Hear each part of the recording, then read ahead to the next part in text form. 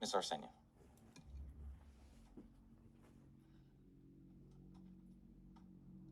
President Sahakian, esteemed members of the school board, Superintendent Watson, staff, respected colleagues, students, and members of our community. My name is Talian Arsenian, and I am the proud president of the Glendale Teachers Association. While I have been given the privilege of an agendized labor report at board meetings, I have never felt more unseen and unheard.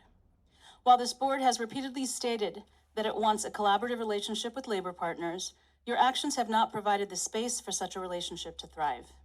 For example, this summer, while the vast majority of educators were off work and without so much as a heads up, you voted to declare an impasse in our current negotiations. You did this in spite of the fact that GTA's bargaining chair had communicated to your bargaining chair that we had a new proposal to present and had requested additional meeting dates. This is not the behavior of a board looking for a partnership with its educators. This is the behavior of a board that wants to be done with its obligation to meet and negotiate face-to-face.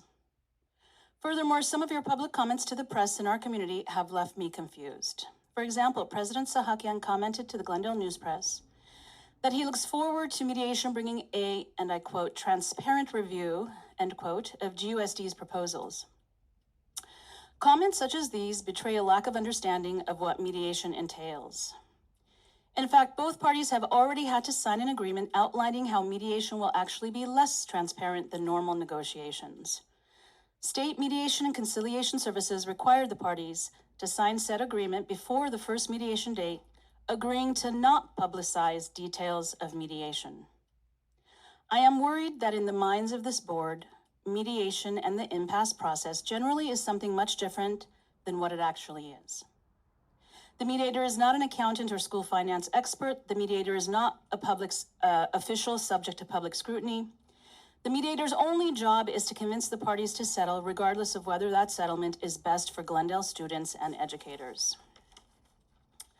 Ultimately, I know GTA members and leadership want the collaborative relationship everyone on this board talks about, but as a long-time leader in this union and educator in this district, working collaboratively is impossible without trust, and building trust is difficult with an unreliable partner who seems only interested in working collaboratively when it requires just the barest commitment or compromise. I am disappointed in the continued direction of our relationship, and while there have been promising moments since the current board was seated, it has not been enough to build the trust and mutual respect necessary to live up to this board's public statements. Speaking of building a new relationship, recently you elevated the CFO salary and title. The person who will eventually fill this role will play a major part in building trust with GUSD workers or undermining it. I am not certain why the previous CFO salary and title were not good enough to attract a quality finance officer. I'm not sure because the other GUSD employees believe the previous CFO had a very nice salary. But since this decision has been made and the position has been flown with a $235,000 annual salary plus perks, I hope that this investment will directly benefit the students in GUSD in the way they desperately deserve.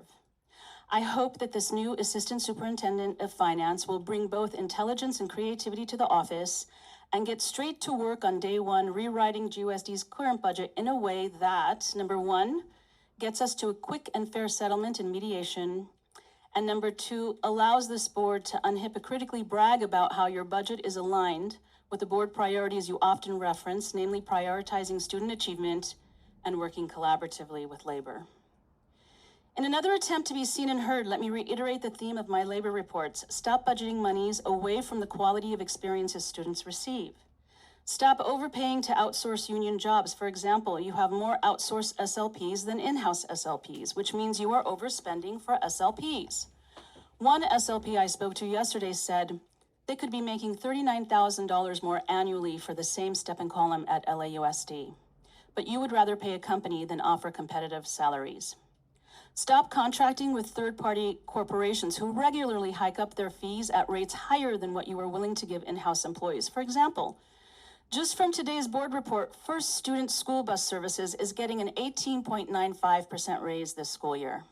Covello is getting a 3% raise this school year, in a year when the COLA is projected to be 1.07%. Do you think GTA can get a Me Too clause with any one of your contractors? Prioritize in-house union employee wages in your budget in order to become competitive to neighboring districts so that you can attract and retain the best quality employees, which in turn will lower your stated need to overspend on outsourcing union jobs. Finally, and most importantly, I would like to take this opportunity to welcome our incoming 24-25 students to school next week. Students, your teachers are preparing to ensure you receive the best education possible as you begin the next school year, advancing your knowledge and growing your spirit. Although educators are working with an expired contract and earning antiquated salaries, we want and will fight for you. We want and will fight for the best for you at all times. We hope that the school board will live up to its public commitments and with fidelity work with us to make GUSD better for students. Thank you.